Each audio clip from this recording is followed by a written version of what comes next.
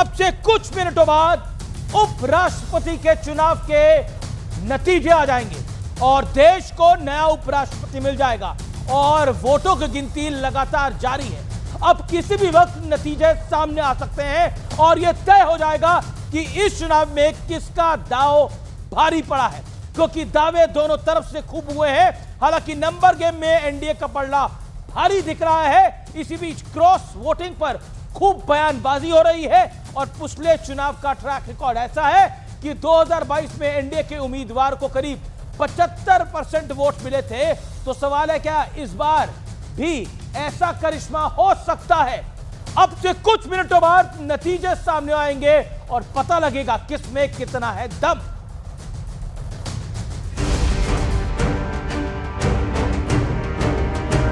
उपराष्ट्रपति चुनाव के लिए वोटिंग पूरी हो चुकी है और जीत हार का फैसला बस कुछ ही देर में होने वाला है। लेकिन एक तरफ वोटिंग चल रही है तो दूसरी तरफ क्रॉस वोटिंग पर खूब सियासी चर्चा चल रही है। बहुत लोग अंतरात्मा से ही वोट देंगे।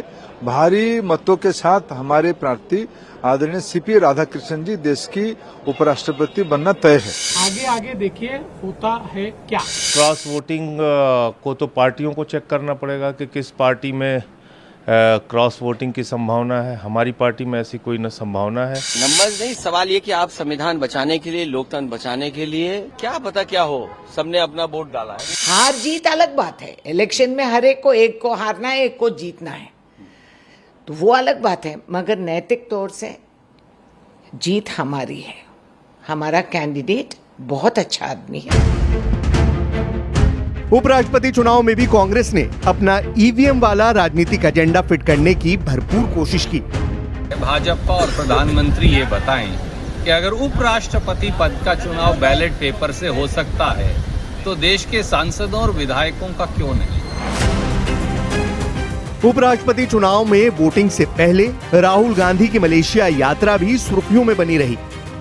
दुर्भाग्य है इस देश में एक नॉन सीरियस नेता पैदा ले लिया, वो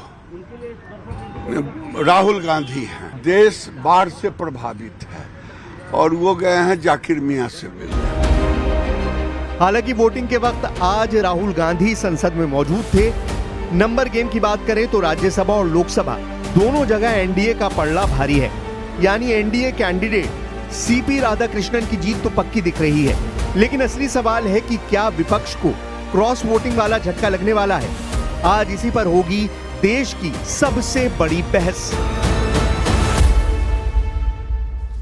तो आज इसी मुद्दे पर होगी देश की सबसे बड़ी चर्चा। आइए आपको विश्लेषण दिखा देता हूं।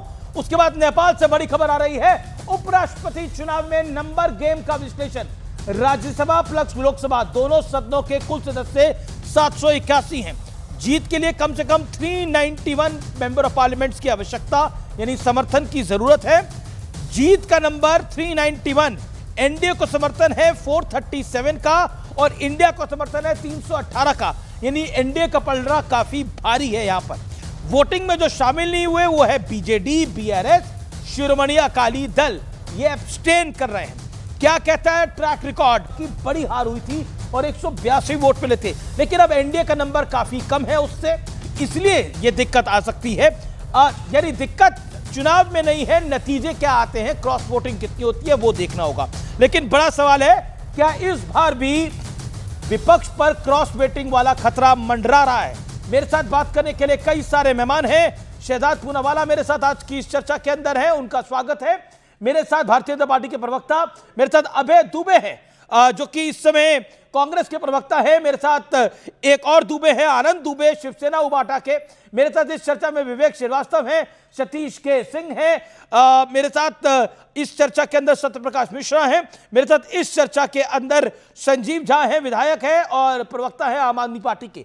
आप तमाम लोगों का अभिनंदन है। लेकिन एक बड़ी खबर आ रही है, मैं नेपाल के विषय में कह रहा हूं। वहां पर जो आगजनी हुई है उसको लेकर सपा के नेता आईपी सिंह का बड़ा ट्वीट है। नेपाल से ज्यादा बदतर स्थिति भारत में है।